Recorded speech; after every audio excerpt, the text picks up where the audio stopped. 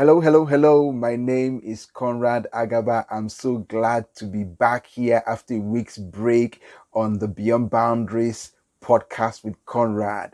Today, on this episode, we'll be going beyond boundaries by looking at a lesson I've tagged Stability in the Storm.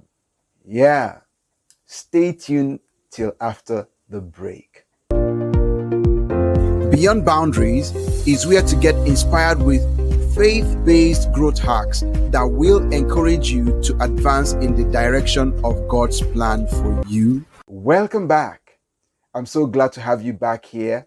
And before we go ahead, I want to, encourage you to please like, comment, and share these videos to people in your circle. It's all about adding value to people who add value to other people. Yes, we are talking about stability in the storm. Storms are things we all experience. They come in different forms, in different shapes, in different sizes.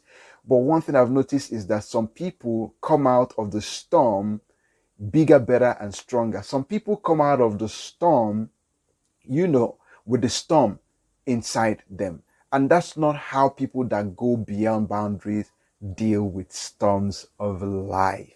Yeah. Probably know that, growing up, I was someone that was full of a lot of fears and self-doubt, and this sense of inadequacy. And over the period of time, I never stood up to do something significant, even in sports, in, clubs or things, I didn't do anything that would make the difference. But a point came in my life when I became more aware that there was something bigger inside of me. And for me to give that thing expression, I was going to step beyond my comfort zones. And one of the things that helped me was a decision I made to receive Jesus into my life as my Lord and Savior. That relationship got me into associations with mentors and people, friends, and relationships that were really like irons that sharpen irons, So those relationships, there were stories, there were things, messages taught in the area of faith, in the area of leadership, in the area of personal growth, in the area of mindset, entrepreneurship, that really helped me. They were for me like life simulators. When I go into this message, I was able to see myself differently.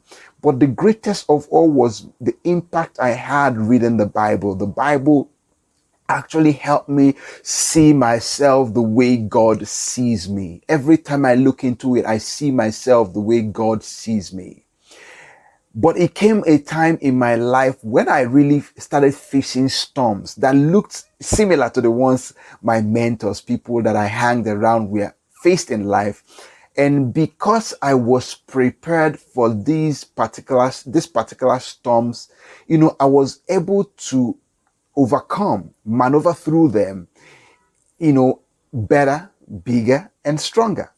And one of them happened when I was flying from Abuja into Lagos. We're approaching Lagos and there was this heavy storm. This kind of storm, I've never experienced it in my previous flights, both locally and internationally. This particular one was different. I remember I was reading on that flight, and as I was reading, an announcement came, and it wasn't long.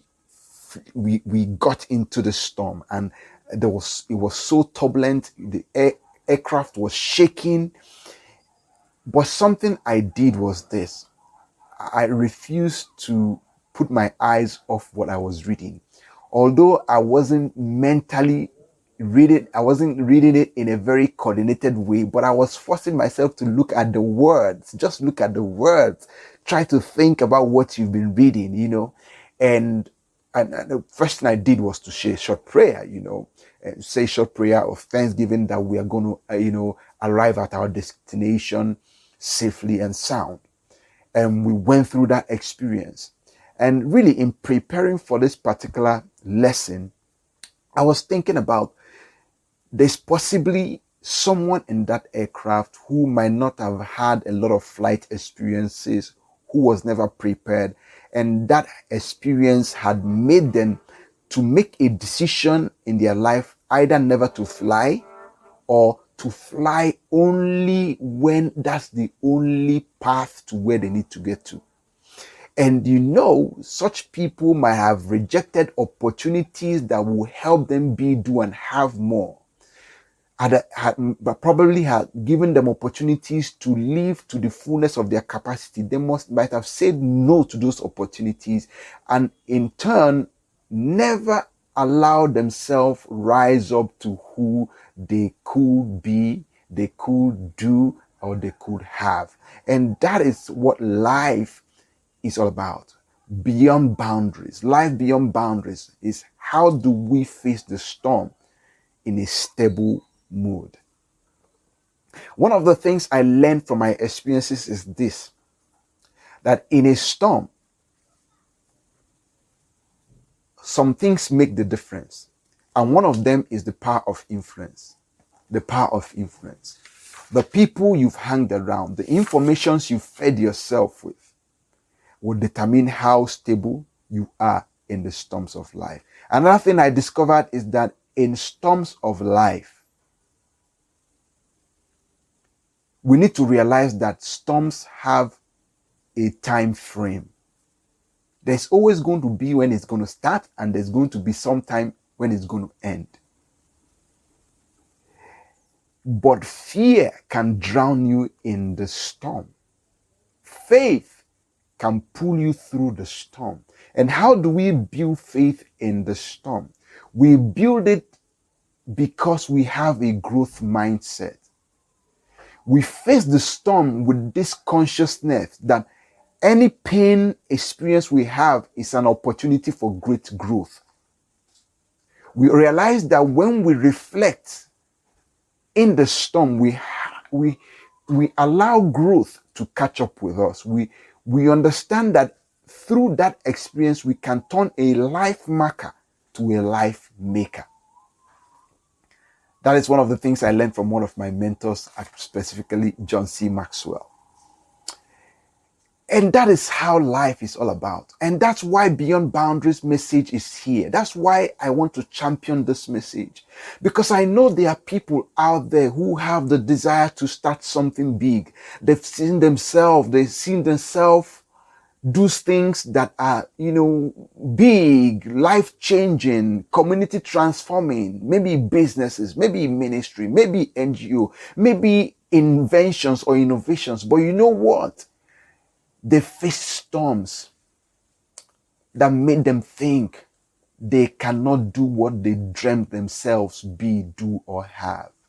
And that's why Beyond Boundary message is here. It's not about religion. It's about rising to who you are. And we are doing it on this show by endeavoring to see ourselves how God sees us.